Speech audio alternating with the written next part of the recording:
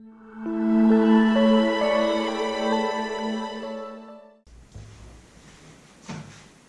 hello, welcome to Garage Gadgets. I've been putting up videos for, I have 5 or 10 of them up right now. But I'm a retired person. My name's John, and I do little projects out of my garage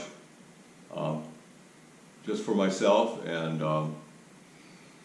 it's quite a learning experience. I've done several things on YouTube since I started my YouTube channel. But if you would be interested in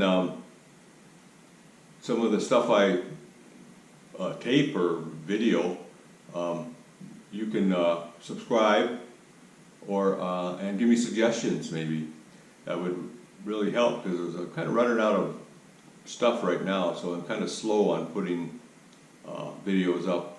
Usually try to do one a week, but since all this coronavirus stuff has come up, everything is slow now. So anyway, I hope you enjoy my channel, and like I said, like and subscribe and give it a thumbs up. And thank you, and I'll have my next video up pretty soon.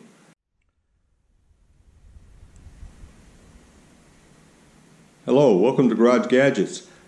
This is my next project. The previous project, I installed a solar panel with LED lights on my gazebo, which I'll show you momentarily in the next clip. But now my project is to install these two 250 watt solar panels onto my shed and electrify the shed off grid. These panels I got from a local Phoenix company called Santan Solar, and they came as a kit, and they're second-hand, but they're perfectly good for my project. As you can see, I built brackets to mount it to the roof of my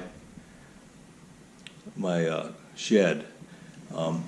It's nothing fancy, but I saved about 80 bucks just on doing this myself, with cutting and bolting them together, and I'll mount them to the roof of my shed. This is the second one, same thing. This came as a kit,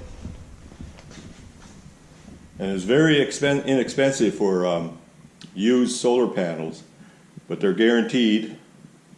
They're probably 80%, but these are not the newest ones, as you can tell. It came with an MPPT 12, 24 volt, 100 volt, 500 amp, 50 amp solar, excuse me for fumbling here, solar charge controller. Came with the wire to run from the panels, the MC4 clips, two Y connectors to connect the two panels together, and the battery is a separate purchase. It's a 12 volt, 100 amp LiPo 4 battery. I'm going to have to assemble that later on in the next video.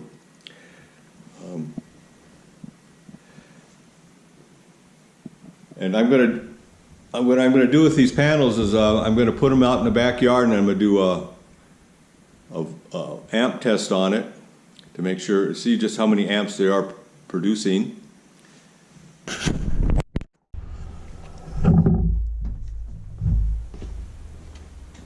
Okay, I tested these panels with a multimeter, and when they're new, they're rated at 8.27 amps. And when I tested them, panel 1 comes up to 7.41 amps, and panel 2 comes out to 7.81 amps at 12.6 volts. So these panels are good. And I'll be installing them soon. A little hot today to be on the roof of that shed there, but tomorrow morning maybe. So over and out for now.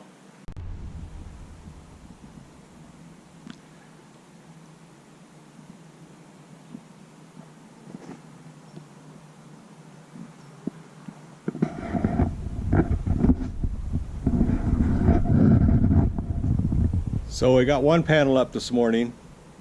It was a lot of grunt work, so I didn't bother video that. But it's now like it's 90 degrees here today, so I had to stop, and I'll put the other panel up tomorrow morning. This is the last panel I have to put up, and that'll be the other side of the roof. This is my first solar project. I have a show online for this, which is this battery here, and all the lights are LED around the perimeter, indirect lighting. Might check that video out. It's kind of interesting. Well, now I got this one installed.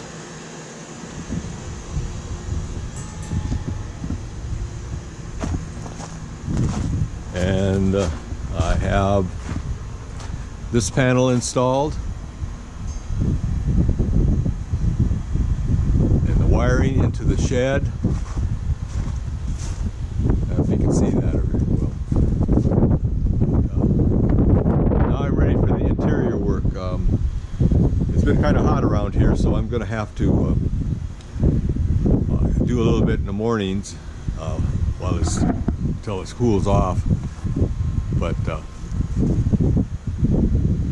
I'm getting 9.71 amps out of the panels right now. So the next step is to get the battery ready and start mounting the devices and run the wiring.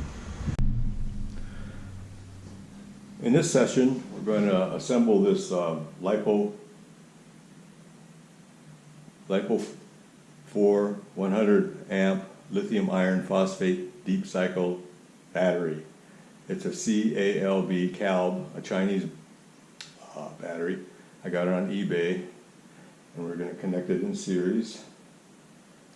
And first we have to make a pack out of it. I got these metal zip ties off of Amazon instead of the bulk pack of hose clamps, and hopefully this will do the job. So I'm going to line them up.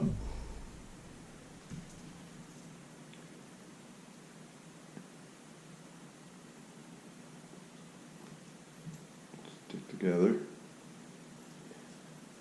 So this is going to take 3 probably.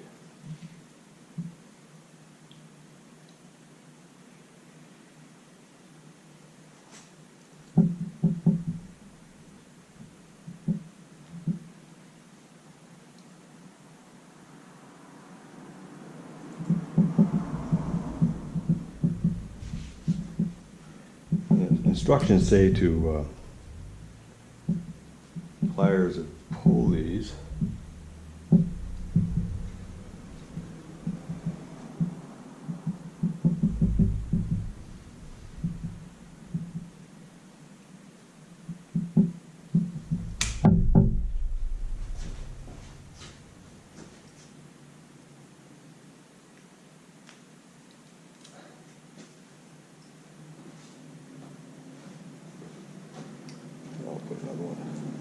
Put another one on.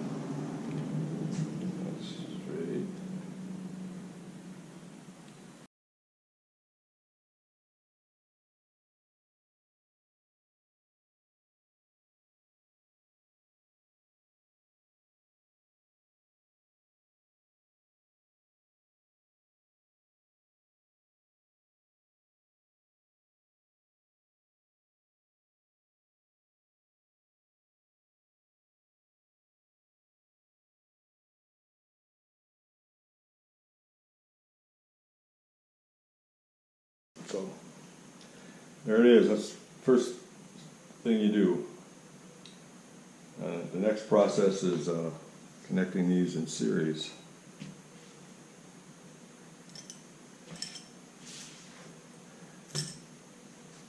When I got the batteries, they were already balanced, so I'm not going to go into the procedure here, but I did check the voltage and they're all perfectly perfect cells. They're good for probably 2,000 cycles. And for what I'm going to use it for, it should work out right. Okay, now we got the battery pack put together, somewhat stable. We're going to connect the these batteries in series, and then we're going to connect the battery management system to it. This is the battery management system right here. I'll put a link into where I got this, but you could probably find something better. It does have a low temperature shut off on it. I'm not sure if it works, but after I get this installed, I'll test it and see if it actually works. So anyway, these are the wires we're going to connect. You have to bear with me. I have to read the instructions on this one because I've never done it before, and I want to do it right.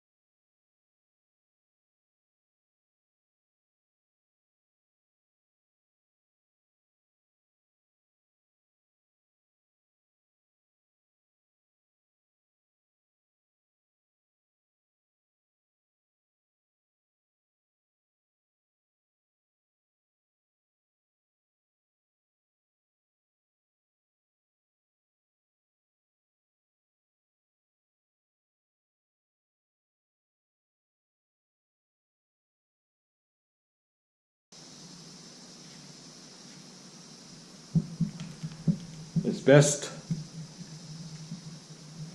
to read the instructions on this and make sure it's right